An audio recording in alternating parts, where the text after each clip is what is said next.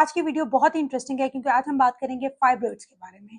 Fibroids एक ऐसा topic है जिसको लेकर मैंने देखा है कि पेशेंट बहुत ही कंफ्यूज होते हैं। इससे रिलेटेड पेशेंट्स की बहुत ज़्यादा कंफ्यूजन होती है कि फाइब्रॉइड्स क्या होते हैं, क्या ये कैंसर वाली रसोली होती है, जड़ों वाली रसोली होती है, इसके क्या अलामात होते हैं, इसको हमने किस तरीके से ट्रीट करना है, कौन से ऐसे फाइब्रॉइड्स हैं जिनको हमने दवाइयों से ट्रीट करना होता है और कौन से ऐसे फाइब्रॉइड्स हैं जिनकी हमने सर्जरी करवानी होती है, ऑपरेशन करवाना होता है। और सबसे इम्पॉर्टेंट चीज ये होती है कि क्या फाइब्रॉइड्स में प्रेगनेंसी हो सकती है, और अगर प्रेगनेंसी हो जाए तो उस प्रेगनेंसी को आगे किस तरीके से लेके चलना होता है, उसकी क्या क्या कॉम्प्लिकेशंस होती हैं। तो आज हम डिटेल में इस टॉपिक पे बात करेंगे, तो प्लीज वीडियो को एंड तक देखिएगा क्योंकि एंड में आपको इन सब क्वेश्चंस के आंसर भी मिल जाएंगे और आपकी फाइब्रॉइड्स को लेकर जितनी भी कंफ्यूजन हैं, जितने भी क्वेश्चंस हैं, उनका भी आपको आंसर मिल जाएगा। सबसे पहले हम बात करते हैं कि फाइब्रॉइड्स होते क्या हैं। फाइब्रॉइड्स एक रसोली होती है जो यूट्रस के अंदर यानी कि बच्चेदानी के अंदर ग्रो करती है। वीडियो के स्टार्ट में ही मैं आपको क्लियर कर दूं कि फाइब्रॉइड्स जड़ों वाली रसोली नहीं होती है, ये बिनाइन कंडीशन होती है। इसमें कैंसर होने का रिस्क जो होता है वो बहुत ही मिनिमम होता है।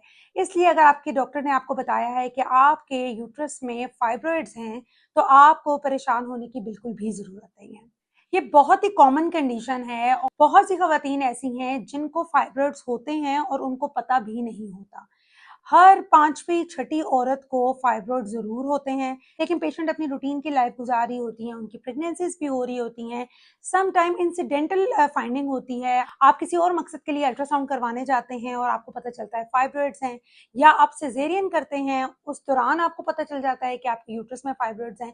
तो ये एक ऐसी कंडीशन है जिसमें जरूरी नहीं है कि आपको सिम्टम्स भी अपीयर होंगे। तो ये कंफ्यूजन तो मैंने आपकी दूर कर दी। फाइब्रॉइड की जो लोकेशन होती है वो बहुत ही इंपॉर्टेंट होती है क्योंकि लोकेशन ही की बेस पे हम इसको क्लासिफाई भी करते हैं। इसकी कुछ टाइप्स होती हैं जिसकी वजह से जो पेशेंट को सिम्टम्स होते हैं वो वेरी कर सकते हैं। अब इसकी 3 टाइप्स होती हैं। यूट्रस के बिल्कुल जो बाहर वाली लेयर होती है उसमें फाइब्रॉइड्स बनने लग जाते हैं, ग्रोथ होने लग जाती है। ये वो फाइब्रॉइड्स होते हैं जो इंसिडेंटल फाइंडिंग होती है, इसमें कोई सिम्टम्स आपको पेयर नहीं होंगे। हो सकता है आपको पीरियड्स में थोड़ा बहुत पेन होने लग जाए, लेकिन ये फाइब्रॉइड्स ब्लीड नहीं करते, इसमें आपको खून नहीं आता, ना पीरियड्स में और ना ही पीरियड्स के बीच में कोई स्पॉटिंग होती है। दूसरी जो टाइप होती है वो होती है इंट्राम्यूरल। अच्छा, ये जो फाइब्रॉइड्स हैं इसमें पेशेंट प्रेजेंट कर सकता है ब्लीडिंग के साथ, आपको पीरियड्स के साथ भी ब्लीडिंग हो सकती है, हेवी ब्लीडिंग हो सकती है, या फिर पीरियड्स के खत्म होने के बाद भी बीच बीच में आपको स्पॉटिंग होती रहेगी। इसमें डिस्मेनोरिया भी हो सकता है यानी कि पीरियड्स के साथ आपको पेन भी हो सकता है। जो थर्ड टाइप होती है वो होती है सबम्यूकोजल फाइब्रॉइड्स। इन फाइब्रॉइड्स में अक्सर ब्लीडिंग होती है, पेशेंट हमारे पास हैवी मेंस्ट्रुअल ब्लीडिंग के साथ भी आ सकते हैं और इंटरमेंस्ट्रुअल स्पॉटिंग भी हो सकती है, बीच बीच में आपको दाग लगता रहेगा, इसमें आपको पीरियड्स के साथ पेन भी हो सकता है। सब म्यूकोजल फाइब्रॉइड सम टाइम ऐसी लोकेशन पे होते हैं कि वो दोनों साइडों पे ट्यूब्स को ब्लॉक कर रहे होते हैं और पेशेंट हमारे पास सब फर्टिलिटी के साथ प्रेजेंट करती है। तो जो सब म्यूकोजल फाइब्रॉइड्स होते हैं इसमें आपने लोकेशन बहुत ही इंपॉर्टेंट है, उसमें आपने लोकेशन को लाजमी देखना है कि ये कहाँ पर मौजूद है, यूट्रस के ऊपर वाली साइड पे हैं या लोअर सेगमेंट पे हैं। कुछ फाइब्रॉइड सर्विक्स पे होते हैं यानी बच्चादानी के मुंह के ऊपर होते हैं जिनको हम सर्वाइकल फाइब्रॉइड्स बोलते हैं। ऐसी खवातीन अक्सर पोस्ट कोइटल ब्लीडिंग यानी कि हस्बैंड से मिलने के बाद कोई स्पॉटिंग हो जाती है, ब्लीडिंग हो जाती है, इस तरह के सिम्टम्स के साथ प्रेजेंट करती हैं। अब अगर हम ओवरऑल सिम्टम्स की अगर बात करें फाइब्रॉइड्स की, तो उसमें जैसे मैंने आपको बताया कि हैवी मेंस्ट्रुअल ब्लीडिंग के साथ पेशेंट प्रेजेंट कर सकती है, इसके अलावा इंटरमेंस्ट्रुअल ब्लीड कर सकती है, या फिर पोस्ट कोइटल यानी कि हस्बैंड से मिलने के बाद ब्लीडिंग स्पॉटिंग हो सकती है। इसके साथ साथ डिस्मेनोरिया यानी कि पीरियड्स के साथ आपको पेन हो सकता है। समटाइम ऐसा भी होता है कि पेशेंट एनीमिया के साथ प्रेजेंट करती है, उसकी एचपी बहुत ड्रॉप हो चुकी होती है, 7 8 या इवन मैंने ऐसे भी पेशेंट देखी है जो 5 एचपी पे हमारे पास आई थी और वो हैवी ब्लीड कर रही थी और वो प्रेजेंट ही इसलिए की कि हमारी खून की कमी हो गई है, तो उसकी हमने ट्रीटमेंट की, वो हम आगे मैनेजमेंट में डिस्कस करेंगे। तो कहने का मकसद ये है कि पेशेंट एनीमिया के साथ भी प्रेजेंट कर सकती है। अगर आपका फाइब्रॉइड बहुत बड़ा है तो पेशेंट मैस एब्डोमेन के साथ भी प्रेजेंट कर सकती है कि पेशेंट को खुद फील होगा कि उसका पेट बढ़ता जा रहा है या पेट का निचला हिस्सा जो है वो सख्त होने लग गया है, जो एक अनयूजुअल सा उसको लगेगा, तो वो डॉक्टर के पास जाएगी और एग्जामिनेशन कराएंगी, अल्ट्रासाउंड कराएंगी, तो उसमें फाइब्रॉइड्स मिल जाएंगे। फाइब्रॉइड्स अगर बहुत बड़े हैं तो प्रेशर सिम्टम्स भी आ सकते हैं, पेशेंट यूरिनरी कंप्लेंट्स के साथ आ सकते हैं और कॉन्स्टिपेशन हो जाती है और इस तरह के सिम्टम्स भी आपको आएंगे अगर फाइब्रॉइड का साइज बहुत बड़ा है। ज़्यादातर फाइब्रॉइड्स तो ऐसे होते हैं जो एसिम्टोमेटिक होते हैं, जैसे मैंने आपको बताया कि आप रूटीन में किसी और मकसद के लिए अल्ट्रासाउंड आपने करवाया या फिर आपने रूटीन का एक पेल्विक स्कैन कराया और आपको फाइब्रॉइड नजर आ गए। इसके साथ साथ पेशेंट सब फर्टिलिटी के साथ आ सकता है कि कंसीव नहीं कर पा रहे, हमने अल्ट्रासाउंड किया और उसमें फाइब्रॉइड्स आ जाते हैं। जैसा मैंने आपको पहले भी बताया है कि सब फर्टिलिटी के केस में आपने लोकेशन ऑफ फाइब्रॉइड्स लाजमी देखना है कि वो किस जगह पे है। अब आ जाते हैं इसकी मैनेजमेंट पे। फाइब्रॉइड्स की जो ट्रीटमेंट है वो आपने बहुत ही ध्यान से करनी है। इसको हम 3 कैटेगरीज में डिवाइड अगर कर लें तो ज्यादा आसान हो जाएगा। अगर फाइब्रॉइड्स एक अनमैरिड लड़की को हैं तो उसमें मैनेजमेंट प्लान डिफरेंट होता है। दूसरी कैटेगरी मैरिड खवातीन की है। जो मैरिड खवातीन हैं उनके बच्चे हैं लेकिन उनकी फैमिली कंप्लीट नहीं है, वो आगे बच्चे प्लान करना चाह रही हैं, उनके ट्रीटमेंट ऑप्शंस डिफरेंट होती हैं।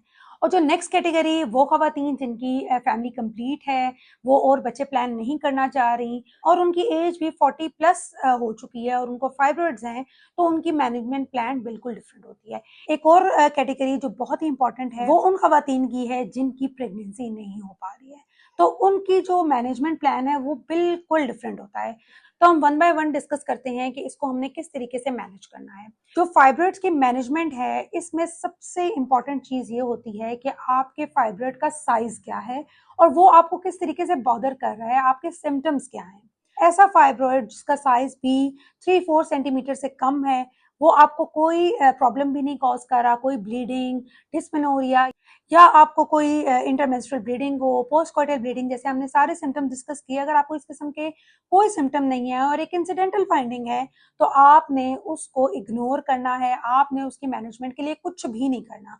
खास तौर पे वो खवातीन जो मीनोपॉज के करीब होती हैं, मीनोपॉज के बाद जब ईस्ट्रोजन लेवल फौरन कम होता है तो ये फाइब्रॉइड श्रिंक होने लग जाते हैं। तो अगर आपको फाइब्रॉइड है और आप मीनोपॉज के पास हैं तो आप बिल्कुल इसकी टेंशन ना लें, क्योंकि ये आपको बिल्कुल भी तकलीफ नहीं देंगे। और अगर आप ये सोच रहे हैं कि लॉन्ग टर्म मीनोपॉज के बाद ये कैंसर में तब्दील हो जाएंगे, तो ऐसा कुछ भी नहीं। अगर आपके फाइब्रॉइड सिम्टोमेटिक हैं तो ऐसे जो फाइब्रॉइड्स हैं इनको मैनेज करना जरूरी होता है। अगर पेशेंट हैवी मेंस्ट्रुअल ब्लीडिंग के साथ प्रेजेंट करती हैं तो उसकी सबसे पहले हमने लाइफस्टाइल को सेट करना है, हमने उसकी एचपी को बिल्डअप करना है, उसकी खून की कमी को पूरा करना है। अगर आपकी ब्लीडिंग रेगुलर साइकिल पे है, आपको सिर्फ पीरियड्स के डेज में हैवी ब्लीडिंग हो रही है, तो आपने माहवारी के साथ ट्रांजामीन के कैप्सूल और पोस्टन फोर्ट की टैबलेट्स लेनी है, आपकी ब्लीडिंग स्टॉप हो जाएगी या फिर कंट्रोल हो जाएगी। लेकिन अगर आपको इंटरमेंस्ट्रुअल ब्लीडिंग है, यानी कि आपको पीरियड्स खत्म होने के बाद भी स्पॉटिंग होती रहती है, तो उसमें आपको हार्मोनल सपोर्ट की जरूरत होती है। कुछ ओरल कॉन्ट्रासेप्टिव पिल्स होती हैं जो हम एडवाइस करते हैं, वो भी हम पेशेंट की डिटेल हिस्ट्री लेकर उसके अकॉर्डिंग देखा जाता है कि फाइब्रॉइड का साइज क्या है और पेशेंट को किस तरीके से वो फाइब्रॉइड बॉदर कर रहा है।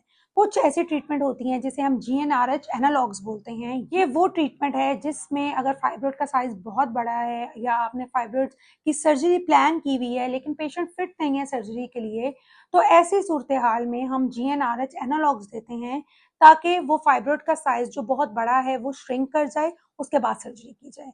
जो सर्जिकल ऑप्शंस होती हैं उसमें हमारे पास मायोमेक्टमी होती है या हिस्टेक्टमी होती है। वो भी डिपेंड करता है कि मायोमेक्टमी हम उन कंडीशन पे करते हैं जिनकी फैमिली कंप्लीट नहीं होती, वो आगे बेबी प्लान कर रहे होते हैं, तो उसमें हम मायोमेक्टमी कर देते हैं। जो हिस्टेक्टमी होती है वो उस सूरत हाल में होती है अगर आपकी फैमिली कंप्लीट है या फिर आपको बहुत ज़्यादा ब्लीडिंग और प्रेशर सिम्टम्स और साइज फाइब्रॉइड का बहुत बड़ा है, तो हम उसकी हिस्टेक्टमी प्लान करते हैं। एक लेटेस्ट टेक्निक है यूट्राइन आर्टरी एम्बोलाइजेशन। उसका मतलब ये होता है कि जो फाइब्रॉइड जो ब्लड सप्लाई है उसको हम टारगेट करते हैं, उसकी ब्लड सप्लाई को हम बंद करते हैं, जिसकी वजह से फाइब्रॉइड श्रिंक करने लग जाते हैं। तो ये मेडिकल मैनेजमेंट हो या सर्जिकल मैनेजमेंट हो, ये डिपेंड करती है पेशेंट की हिस्ट्री पर, पेशेंट का डिटेल एग्जामिनेशन पे और पेशेंट की अपनी चॉइस पे। अगर आपको ये वीडियो पसंद आई है तो वीडियो को लाइक करें, चैनल को सब्सक्राइब करें और इसको आगे मैक्सिमम शेयर भी करें ताकि मजीद लोगों को भी गाइडेंस मिल सके। Thank you.